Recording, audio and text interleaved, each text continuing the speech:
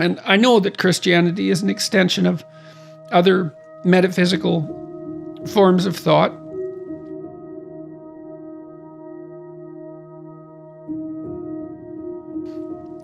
But it looked to me like, and some of those were derived from Mesopotamia, and some of them were derived from Greece, and some of them were derived from Judaism and other sources.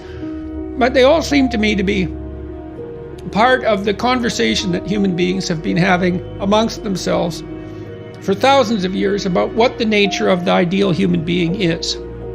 And I see these cathedrals, these works of art in architecture that took a tremendous amount of labor to produce a dome-like structure that represents the sky, and you see Christ as logos spread out on the sky as a transcendent force. And you ask yourself, well, what exactly is that signifying? And the answer is at least the proposition of a kind of ideal that's associated with, let's say, universal love and truth in speech. That's the logos, summed up in two phrases. And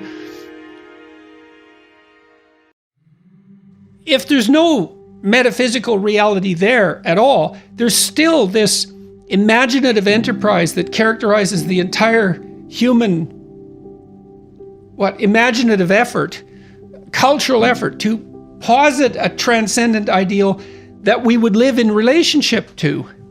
And I just don't see that case being made very strongly, and I can't really understand why, because isn't it rather obvious that at least part of what Christianity has been is the attempt by thousands of people over thousands of years to specify the nature of an ideal?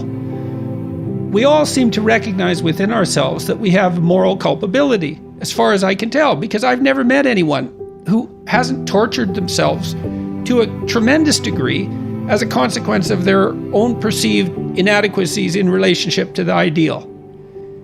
I see that people take the deepest pleasure that's possible in life in the facilitation of the development of others. I don't believe that.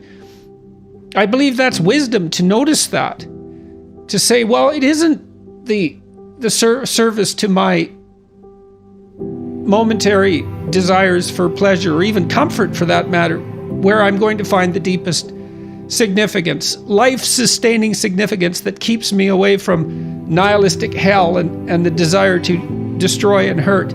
It's going to be something like service to the greater good, and primarily in the form of, other people and their longest possible term interests, and that we have not only a divine responsibility to do that, but a divine capacity to do that, that if not manifested, cripples us spiritually and physically, for that matter.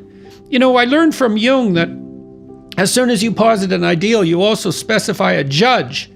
And the higher the ideal, the more severe the judgment, because of your distance from the ideal. And so part of what we're seeing too might be a rebellion against the awful requirements of that ideal. But that doesn't justify the rebellion. Because if it's really the ideal, then if you don't act it out, you fail to act it out at your peril. And then we need to have a serious conversation about the metaphysical, about the practical implications of the idea of this ideal. I mean, if we've had this conversation about the transcendent individual as the ideal against which we should all be judged and to which we should strive to emulate, is there any relationship between that ideal and the structure of reality itself? Because that's the $100 question, so to speak. We have a human ideal, and you could say merely psychologically, maybe even merely biologically, that's something we originated, that's part of our biological nature, that's expressed in this ideal, and it's nothing more than that. But you could also say, well, perhaps it is something more than that. Perhaps it's reflective of the structure of being itself. I mean, it depends on our position in the cosmos. We are self-conscious. We are that which reflects being itself, or perhaps even makes it possible. It's not that obvious what our role is. It might not be so trivial, despite our mortality.